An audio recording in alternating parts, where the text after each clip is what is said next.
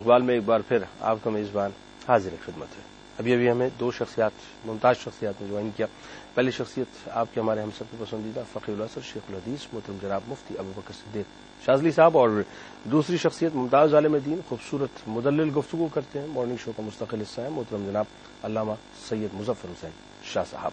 آپ دونوں آپ کو خوش آمدید کہتا ہوں، سلام عرض کرتا ہوں۔ السلام علیکم۔ علامہ صاحب، آپ سے بات کا آغاز کرتے ہیں۔ مطلقاً پہلے ذرا سا جو رکم نے جس کی تلاوت کی اور ترجمہ پڑھا، اس پہ ذرا سا کلام کرتے ہیں کہ کن کن موضوعات کو ٹچ کیا گیا ہے، پھر اس کے بعد جو ہے وہ بسم اللہ الرحمن الرحیم۔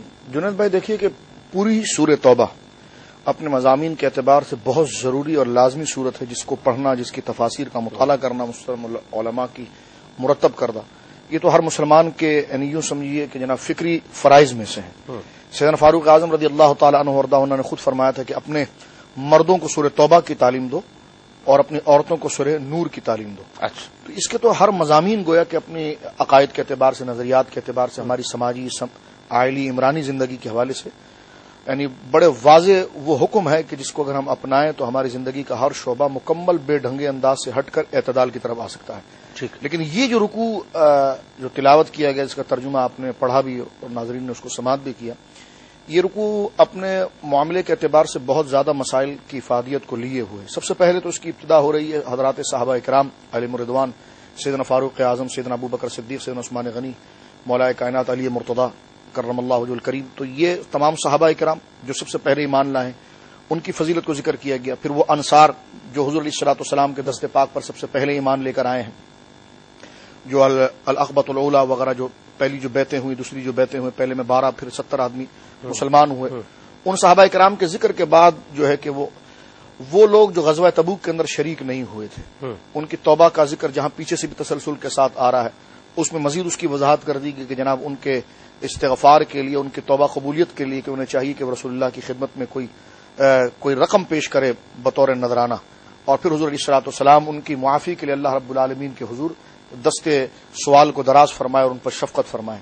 اسی طرح کچھ مخالفین نے اسلام کو نقصان پہنچانے کے لیے، سید عالم صلی اللہ علیہ وسلم کی اس عظیم مشن کو نقصان پہنچانے کے لیے مدینہ منورہ کے اندر اسلامی اور مذہبی لبادہ اوڑھ کر، جو منافقین تھے، انہوں نے باقاعدہ ایک مکان بنایا اور اس کو مسجد کا نام دیا۔ دراصل وہ ان اسلام دشمن قوتوں کا مرکز تھا کہ جہاں پر بیٹھ کر وہ مدینہ منورہ اور اسلام کو، بالخصوص ذات مصطفیٰ کریم صلی اللہ علیہ وسلم کو نقصان دینا چاہتے تھے۔ تو مسجد زرار اس کو قرآن نے ذکر کیا، جہاں پر مسلمانوں کو ضرر و اذیت اور ان کے خلاف پروپیگنڈا اور ان کے خلاف سازشوں کرنے کا وہ مرکز تھا۔ تو قرآن مجید نے اس کا ذکر کیا، پھر اس کے انہدام کا مکمل واقعہ اس کے اندر گویا ذکر کیا۔ یہ اس 13ویں رکوع کا گویا کا مختصر سا خلاصہ۔ اچھا مفتی صاحب، یہ بتائیے کہ صحابہ کی عظمت اور ظاہر ہے ان کے راضی ہونے کا ذکر جو ہے یہاں پہ ملتا ہے ابتدا میں، اور یہ بہت بڑا ایک رتبہ ہے جو صحابہ کو اللہ تبارک و تعالیٰ کی طرف سے بالخصوص مطلب قرآن پاک میں ظاہر ہے اس کا اعلان ہوتا ہے۔ تو یہاں سے تھوڑا تسلسل جوڑتے ہیں کہ ان میں کون کون لوگ جو ہیں وہ شامل تھے، یعنی مطلقاً تمام صحابہ کی ہم بات کریں گے یا کچھ اس میں بھی ڈسکریمنیشن رکھی گئی؟ اعوذ باللہ من الشیطان الرجیم، بسم اللہ الرحمن الرحیم۔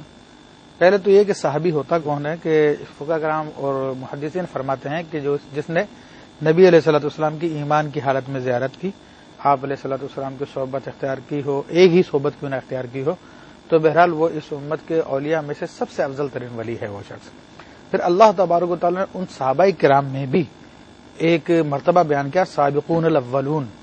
سارے صحابہ کرام کا مرتبہ تمام اولیاء سے بڑھ کر ہے، لیکن ان میں بھی جو سبقت لے جانے والے ہیں السابقون الاولون، وہ ہیں جن کے بارے میں مختلف اقوال ہے کہ بعض نے کہا کہ یہ وہ صحابہ کرام ہیں جو خلفائے راشدین ہیں، یا جو سب سے پہلے ایمان لائے ہیں، یا جنہوں نے رسول اللہ صلی اللہ علیہ وسلم کے ساتھ ہجرت کی ہے۔ اچھا، تو بہرحال یہ ہے کہ نبی علیہ السلام فتح مکہ سے پہلے جو لوگ ہوئے ان کے بارے میں مشہور قول یہ ہے کہ وہ صحابہ کرام ہیں۔ تو اللہ تبارک و تعالیٰ نے ان کا یہاں پہ مرتبہ بیان کیا، کیونکہ صحابہ کرام کی عظمت اگر دلوں میں نہ ہو، صحابہ کرام کے بارے میں کسی کا عقیدہ درست نہ ہو، تو پورا دین مشکوک ہو جاتا ہے۔ ظاہر سی بات ہے کہ رسول اللہ صلی اللہ علیہ وسلم نے یا اہل بیت کرام نے ہم سب کو تو آگے نہیں بتایا کہ یہ قرآن اور یہ دین کی تعلیمات ہے، ٹھیک، یہ صحابہ کرام کے ذریعے ہم تک پہنچی، اس لیے رسول اللہ صلی اللہ علیہ وسلم نے باقاعدہ ان صحابہ کرام کی عظمت و شان کو بیان کیا، قرآن نے بھی بیان کیا، اور قرآن کا بیان کرنے کے بعد حاجت نہیں رہ جاتی، لیکن اور تشفی کے لیے نبی علیہ الصلوۃ والسلام فرماتے ہیں، اللہ اللہ، میرے صحابہ کے بارے میں اللہ سے ڈرنا، میرے صحابہ کے بارے میں اللہ سے ڈرنا۔ جو ان سے محبت کرتا وہ میری وجہ سے محبت کرتا ہے، جو ان سے بغض رکھتا وہ میری وجہ سے بغض رکھتا ہے، اور جو ان سے بغض رکھتا ہے وہ مجھ کو ایزا دیتا ہے، جو مجھ کو ایزا دیتا ہے وہ اللہ کو ایزا دیتا ہے اور اللہ تعالیٰ اس کے پکڑ فرمائے گا۔ تو اس امت میں صحابہ کرام کا مرتبہ اعلیٰ اس لیے بھی بیان کیا گیا ہے تاکہ دین مشکوک نہ ہو جائے۔ اگر صحابہ کرام میں شکوک و شبہات آ جاتے ہیں تو پھر دین مشکوک ہو جاتا ہے، اس لیے قرآن مجید نے ان کے بارے میں ایک اتھارٹی دے دی ہے، ایک اسٹیمپ لگا دی ہے، رضی اللہ عنہ و رضوا عنہ، اللہ ان سے راضی ہو گیا اور وہ اللہ سے راضی ہو گیا۔ مطلقاً تمام صحابہ آئیں گے؟ دیکھیں ان میں جو السابقون الاولون میں جو آتے ہیں تو یہ وہ لوگ ہیں جنہوں نے نبی علیہ نہیں، رضی اللہ تعالیٰ عنہ جن کے لیے فرمایا جا رہا ہے، رضی اللہ تعالیٰ عنہ کے اندر تمام جن سے اللہ راضی ہو ان میں تمام صحابہ آئیں گے؟ جی ہاں بالکل، اس میں کوئی ڈسکرمنیشن نہیں؟ جی کوئی اب مثال کے طور پہ اگر فرض کیجئے کہ ان میں سے کسی شخصیت کے حوالے سے کوئی کوشچن مارک اٹھاتا ہے تو کیا ہم یہ کہیں گے کہ اس کا ایمان جو ہے متزلزل ہو رہا ہے؟ بلا شبہ جو نبی علیہ صلاۃ والسلام کے صحابہ کے بارے میں گفتگو کرتا، زبان تان دراز کرتا ہے، تو رسول اللہ صلی اللہ علیہ وسلم کا فتویٰ اس کے بارے میں کہ وہ مجھ سے بغض رکھتا ہے تبھی میرے صحابہ کے اوپر جو ہے وہ تان کر رہا ہے، چاہے وہ کتنی ہی محبت کی دعوے کرتے رہے رسول اللہ۔ جی بالکل، اس کا کوئی اعتبار نہیں ہے۔ ٹھیک ہے علامہ صاحب، ظاہراً نظر آنے والے اور جو چھپے ہوئے منافقین ہیں ان کے بارے میں کہا جاتا ہے کہ ان کو دوہرا عذاب ہے۔ اچھا، یہ دوہرے عذاب سے کیا مراد ہے؟ یعنی ظاہر عذاب تو ایک تسلسل کے ساتھ ہے، تو کیا اس کی شکلیں مختلف ہوں گی؟ کیا ہوگا معاملہ؟ دیکھیے، میں ایک بات اس میں پہلے ذکر کر دینا چاہتا ہوں۔ مفتی صاحب قبلہ نے صحابہ کرام علیہم رضوان کے حوالے سے بہت خوبصورت یہاں پر مقدمہ ذکر کیا ہے۔ میں اس میں صرف اپنی ایک رائے عرض کرنا چاہتا ہوں کہ صحابہ کرام علیہم رضوان جو ہے وہ واقعہ اسلام کے سب سے پہلے راوی ہیں۔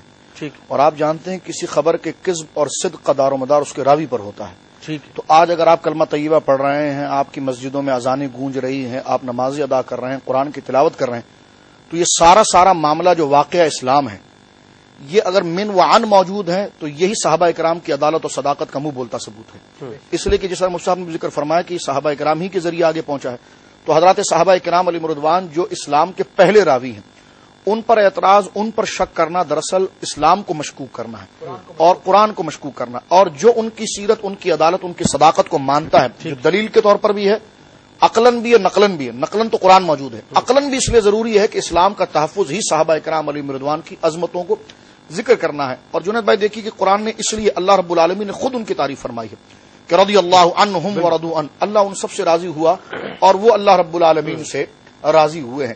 اسی طرح قرآن نے کئی جگہ پر صحابہ کرام علیہم رضوان کا گویا کا ذکر اس کیا میں مزید گفتگو کریں گے، اور ظاہر دوہرے عذاب کی جو بات ہو رہی تھی اس پہ کلام ہوگا۔ یقیناً ناظرین آپ ہمارے ساتھ ہیں اور ہم آپ کے ساتھ ہیں۔ آج کے کوشچن نوٹ کیجیے کہ صدیق کس صحابی کا لقب تھا؟ 3 آپشن ہیں: حضرت عمر فاروق رضی اللہ تعالیٰ عنہ، حضرت ابوبکر صدیق رضی اللہ تعالیٰ عنہ، حضرت عثمان غنی رضی اللہ تعالیٰ عنہ۔ کوئی ایک آپشن صحیح ہے۔ موبائل فونز آپ کے پاس ہیں، روشنی لکھیں گے، اسپیس دیں گے، اپنا جواب لکھیں گے، اپنا نام، جگہ کا نام، ٹیلی فون نمبر اور 4646 پہ فوراً ریسینڈ کریں۔ ممکن ہے کہ لکی ونر آپ ہو اور آپ سے میری براہ راست گفتگو ہو۔ جا کے لوٹ کے واپس آتے ہیں۔ آپ خوش آمدید خواتین و حضرات، مارننگ شو روشنی و جنید اقبال میں ایک بار پھر آپ کا میزبان حاضر خدمت جناب۔ ہمارے ساتھ تشریف فرما ہے جناب مفتی ابوبکر صدیق صاحب اور جناب علامہ سید مظفر حسین شاہ صاحب۔ اور یقیناً ناظرین آپ کے لیے ہم اس پروگرام کے دروازے کھولتے ہیں۔ پروگرام کے بارے میں آپ کوئی رائے دینا چاہتے ہیں، کوئی کوشچن کرنا چاہتے ہیں یا کوئی پیغام دینا چاہتے ہیں تو ٹیلی فون نمبر اسکرین پہ نمایاں ہے، آپ ہمیں جوائن کر سکتے ہیں۔ دنیا میں کسی بھی خطے سے آپ کا تعلق ہو اور کوئی کوشچن اگر کرنا چاہیں تو ضرور ہمارے مفتیان یہاں پہ تشریف فرمائیں۔ علامہ صاحب، وہ جو دورے عذاب کی بات ہو رہی تھی ذرا اس کو تھوڑا سا بات کو آگے بڑھاتے ہیں۔ بسم اللہ الرحمن الرحیم۔ یہ خاص واقعے کی طرف اشارہ قرآن مجید برہان رشید نے کیا ہے۔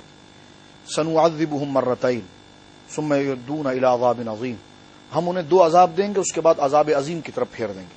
اس کے پیچھے ایک واقعہ بھی موجود ہے، لیکن یہاں جو عذاب کا ذکر کیے گئے یہ 3 عذاب بنتے ہیں۔ دراصل منافقین نے سید عالم صلی اللہ علیہ وسلم کی شان و عظمت کا انکار کیا، اور بالخصوص اللہ رب العالمین نے جو آپ کے قلب منیر پر اپنے جانب سے اپنے عرفان اور علم کی بارش کی تھی اس کا انہوں نے انکار کیا، اور حضور علیہ الصلوۃ والسلام کے علم پاک پر انہوں نے تانا جڑا۔ جو بات یہ حضور علیہ الصلوۃ والسلام کی بارے میں پہنچی اور سرکار کے پاس پہنچی یہ بات، تو ایک نہیں متواتر کئی روایتوں کے اندر یہ بات موجود ہے اور تقریباً تمام تفاسیر کے اندر ہے۔ سرکار علیہ الصلوۃ والسلام نے ارشاد فرمایا ما بالا قومی تعین فی العلم، کیا ہو گیا اس قوم کو کہ یہ میرے علم پر تانا کرتی ہے۔ اور جمعے کا دن تھا، سید عالم صلی اللہ تعالی علیہ وسلم نے اپنی مسجد کے اندر بیٹھے ہوئے لوگوں سے کہا کہ کچھ لوگ یہاں پر ایسے بیٹھے ہیں جنہوں نے لبادہ تو مسلمانوں کا اوڑا ہوا ہے لیکن ان کا دل جو ہے وہ اسلام کے دشمنوں کے ساتھ، اور وہ صرف لبادہ اوڑھ کر یہاں پر بیٹھے ہیں۔ میں ان سے کہتا ہوں کہ میری مسجد سے اٹھ کر چلے جائیں، تو کچھ پسو پیش نہیں ہوئی۔ سرکار نے ارشاد فرمایا کہ اب میں نام لے کر کہوں گا چلے جائیں، پھر بھی پسو پیش نہیں ہوئی۔ سرکار نے ارشاد فرمایا اب میں ان کے باپوں کے نام کے ساتھ انہیں پکاروں گا اور وہ اٹھ کے چلے جائیں۔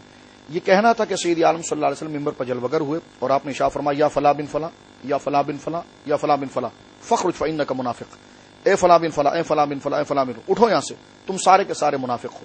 تو جنہوں نے اپنا ایک لبادہ اوڑھ رکھا تھا اسلام کے اوپر، یہ ان کے لیے بہت بڑی اذیت کا باعث تھا کہ ان کو بالکل ایکسپوز کر دیا گیا، ان کو لوگوں کے سامنے لا دیا گیا کہ جناب یہ منافق ہے۔ صحیح۔ تو ایک عذاب تو ان کے اوپر وہ ہے، ٹھیک ہے، دوسرا عذاب ان کے اوپر عذاب قبر ہے، اور تیسرا عذاب عظیم، تو ظاہر سی بات یہ قرآن کی اصطلاح یہ جہنم کی طرف کیا جاتا ہے۔ یہ آیت کریمہ عذاب قبر کے اس نظریے کو بھی واضح کرتی ہے۔ اکثر ہم یوں کرتے ہیں کہ مکی آیتوں کو پڑھتے ہیں اور پھر اس میں عذاب جہنم کا ذکر ہے، اچھا، ہم کہتے ہیں کہ عذاب قبر کا تو ذکر ہے نہیں۔ میں صرف ایک بات یہاں پر عرض کرنا چاہتا ہوں، دیکھیں مکی صورتوں کے اندر مخاطب کفار رہے، کفار جو ہے کہ وہ عذاب جہنم کا انکار کرتا تھا، تو اس کی ذیلی شاخ عذاب قبر ہے، اس کا کہاں سے اقرار کرے گا؟ کیونکہ عذاب قبر جو ہے وہ عذاب جہنم کی شاخ ہے، صحیح بات، جو اصل کا انکار کر رہا ہو اس کی شاخ کا کہاں اقرار کرے گا؟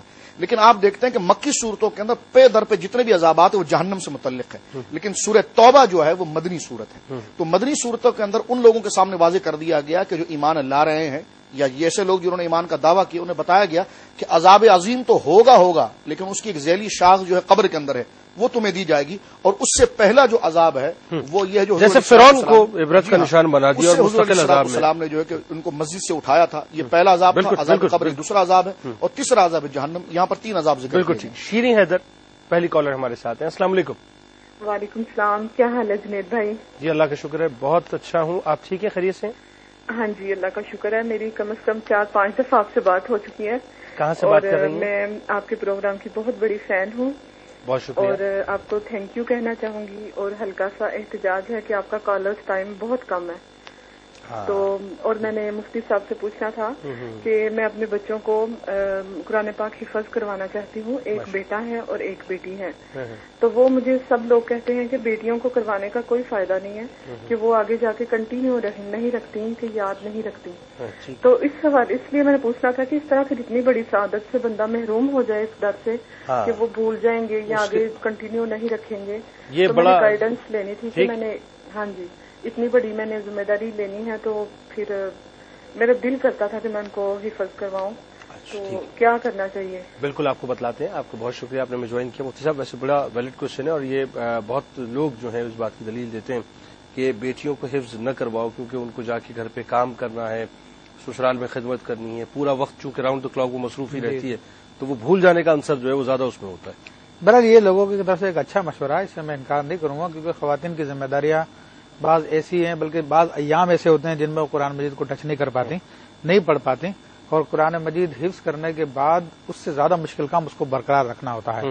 انسان کچھ عرصے بھی اس سے تعلق نہ رکھے یا نہیں پڑھے تو بھول جاتا ہے، تو اس بات کو واقعی مد نظر رکھا جائے، اگر اس کو حفظ کرواتے ہیں تو پھر اس کو پورا موقع دیا جائے کہ وہ بعد میں اس کو برقرار رکھ سکے۔ لیکن اس سے بڑی ایک اہم بات میں اور بیان کرنا چاہوں گا کہ نبی کریم صلی اللہ علیہ وسلم کی حدیث مبارکہ کے مطابق قرب قیامت میں حفاظ کی کثرت ہوگی، ایسے ہوں گے جس طرح کا حشرات الارض، یہاں تک کہ الفاظ آئے ہیں، اور لوگ صرف اسے ہی نیکی سمجھتے ہیں کہ قرآن یاد کر لیا تو بہت بڑی نیکی ہے، 7 آدمیوں کو بخشوائے گا، حالانکہ اس سے بڑھ کر نیکی قرآن کو سمجھنا ہے، سمجھ کے اس کی تعلیم کو آگے کرنا، یعنی وہ عالم بننا ہے، علم دین حاصل کرنا ہے۔